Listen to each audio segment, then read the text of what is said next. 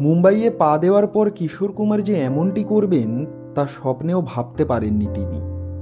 কিশোর কুমারের ব্যবহারে রীতিমতো কান্নায় ভেঙে পড়েছিলেন সুপ্রিয়া দেবী। কিশোরের ওই ঘটনা এখনও চলচ্চিত্রের আড্ডায় বারবার উঠে আসে। সালটা 1964। মুম্বাইয়ে পা দিলেন বাংলা চলচ্চিত্রের কিংবদন্তি অভিনেত্রী সুপ্রিয়া চৌধুরী। ছবির নাম দূর গগন কি ছাও মে। সুপ্রিয়ার বিপরীতে কিশোর কুমার। কিশোর কুমারের কথাতেই নাকি এই ছবিতে অভিনয়ের সুযোগ পেয়েছিলেন সুপ্রিয়া দেবী। তবে মুম্বাইয়ে পা দেওয়ার পর কিশোর কুমার যে এমনটি করবেন তা স্বপ্নেও ভাবতে পারেননি তিনি। কিশোর কুমারের ব্যবহারে রীতিমতো কান্নায় ভেঙে পড়েছিলেন টলিউডের বেনূদি।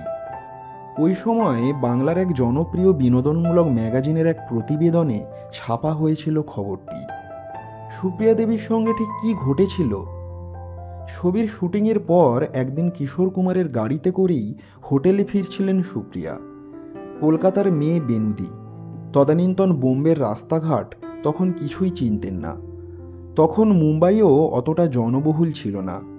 হঠাৎ এক ফাঁকা মাঠের সামনে কিশোর কুমারের গাড়িটি থেমে গেল। ড্রাইভারকে কিশোর কুমার হিন্দিতে জিজ্ঞাসা করলেন, ক্যা হুয়া?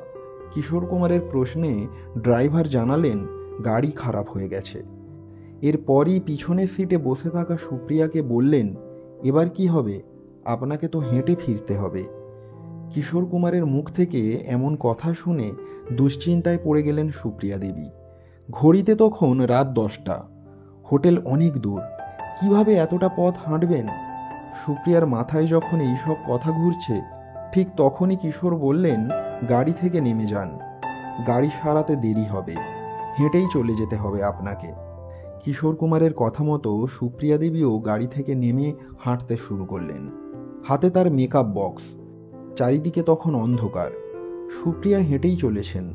হঠাৎ দেখলেন হেডলাইট জ্বালিয়ে গাড়ি নিয়ে এগিয়ে আসছেন কিশোর কুমার। সুপ্রিয়া তো অবাক। তারপর গাড়ির জানলা দিয়েই সুপ্রিয়াকে ডাকলেন তিনি।